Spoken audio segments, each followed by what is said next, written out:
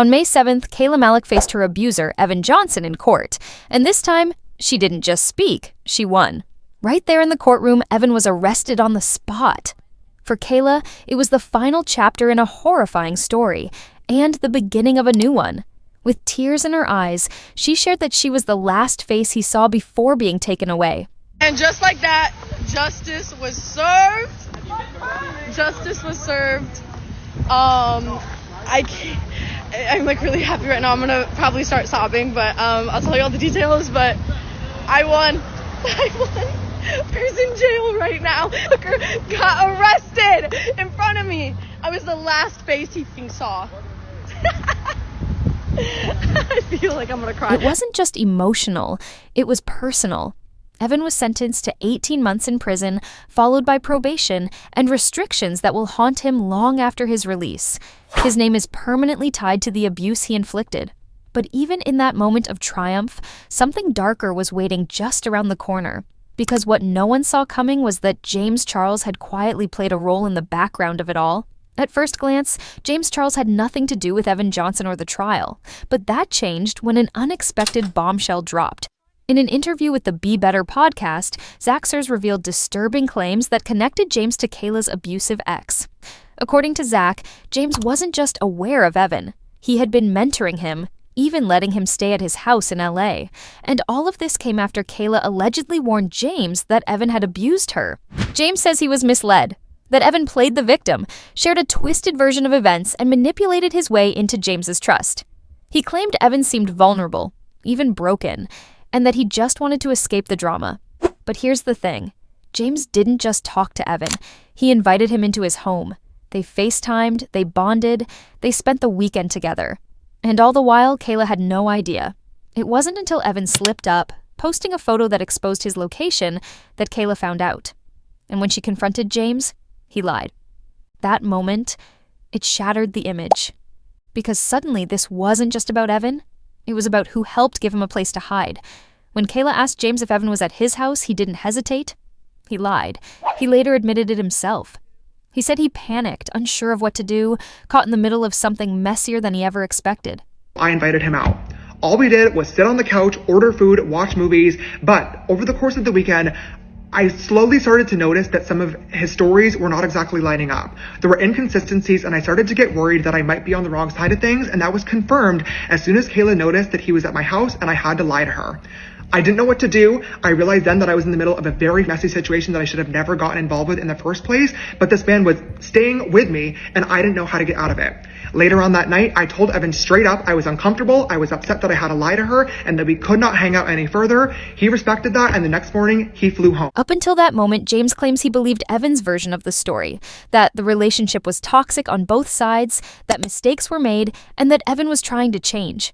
But once he had to lie to Kayla, and once she caught him, he says everything started to feel off. He noticed inconsistencies in Evan's stories, details weren't lining up, and then it hit him. He might have been defending the wrong person all along. Still, it wasn't just the lie. It was what came after. James didn't immediately cut ties. He let Evan stay the night. He waited until the next morning to send him home. It wasn't until Kayla exposed everything publicly, through a viral 2-hour video, that James says he truly understood the horror of what had happened. He said his jaw was on the floor, ashamed that he had ever believed Evan or let him into his life. But by then, the damage was already done. It didn't take long for the internet to spiral into speculation. Zach Sears claimed he saw a video, just 3 seconds long, on Evan Johnson's phone that allegedly showed James and Evan in an intimate moment. That's when the rumors hit a boiling point. Did James and Evan actually have a sexual relationship? James denied it completely. But to publicly accuse them of prostitution is ridiculous. There is no proof, no evidence of any of the ridiculous claims that Zach is making because they did not happen, which is why I have no choice other than to take legal action. But before I do that, I want to quickly take a second and clear the air on some things that have really set me over the edge. First and foremost, Evan Johnson and I did not in any way, shape, or form have a physically sexual relationship. We did not have sex while he was here, and I did not, under any circumstances, pay Evan Johnson for sexual favors. Not in person, and certainly not online, online through a secret OF account where I'm apparently funding his entire life. Zach claims to know all this information to be true because he pressured Evan into getting drunk and telling him what happened on the trip. I don't know if Evan lied to him to make the trip seem more fun and exciting, or if Zachy literally just made this up for funsies. I would like to believe that that isn't the case and that he was manipulated in this situation as well, but he claims to have seen a video on Evan's phone of him having sex with me. Zach, post it. If you have the receipt, if you have the video evidence, you can upload it. You have my full consent and permission. I've had far worse posted to me online that I didn't consent to. Go right ahead. But you can't because there is no video of something that did not happen. He said there was no physical relationship whatsoever. And to prove how serious he was, he challenged Zach to leak the video, even saying, "You have my full consent." But Zach responded with something even more troubling. If the video exists, it's still on Evan's phone, and Evan is now in prison, unreachable for the next 18 months. You are a sick human being. You're fucking with the wrong one now, buddy. I will not give up. Bye, sister. And that wasn't the only red flag. According to several sources, James had been using vanish mode, the same feature he reportedly used during earlier scandals involving underage boys. Why hide the messages unless there's something to hide? And why wait until Evan was locked up and unable to respond before making a statement?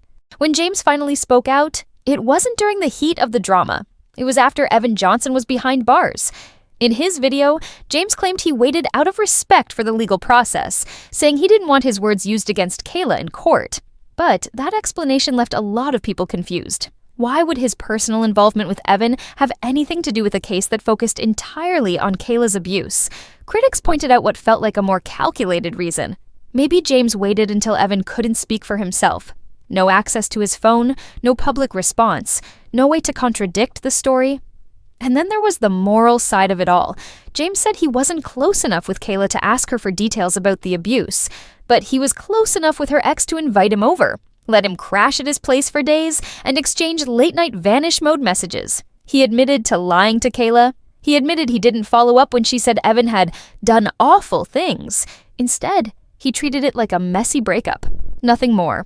This all started at the beginning of 2025 when I reached out to Kayla about her and Evan being in a Valentine's Day video together. She told me she couldn't, she was crashing out because they had just broken up because he was crazy. I tried to lighten the mood a little bit and make a lighthearted joke asking could I have him now, and then asked what actually happened between them. All she told me was that he did awful things to her and that I would find out more in her 30-part TikTok series. She said she was upset that she helped build his platform based off of lies and abuse, and whenever she was healed, she was going to get online and expose him. I'm going to be so honest, I did not take this conversation very seriously. And obviously, now knowing what we all do, I should have. Reading it back now, it is super clear that she was using humor to cope, and that is perfectly fine and valid. But at the time, I genuinely interpreted these messages as a messy breakup. Maybe he cheated, maybe they got into a drunken argument that ended badly. I could have never imagined what she was actually going through behind the scenes. A lot of Kayla's own friends and family have said they had no idea what she was going through. Even if everything James said was true, even if no intimacy ever happened, the real question was, why was he ever involved with Evan at all? This is where things move from scandal to something deeper. Morality. Because even if you strip away the rumors, the speculation, and the missing video, what James Charles admitted to was enough to spark outrage on its own. Kayla told him flat out, "Evan abused me." She didn't share all the details, but she didn't have to. She used the word abuse. That should have been enough, but instead of asking more, instead of backing off, James got closer. He didn't just talk to Evan, he mentored him. He flew him out. He let him sleep at his house. And then he lied about it until he got caught. James later tried to explain it away, saying he and Kayla weren't that close, that he didn't feel it was his place to dig into her trauma, but that defense didn't sit well with many people. Because friendship isn't just about how often you talk, it's about what you do when someone tells you they've been hurt. And in this case, James chose to build trust with the person accused of doing the hurting. Even worse, when Kayla first told him about the abuse, James jokingly replied, "Can I have him now?"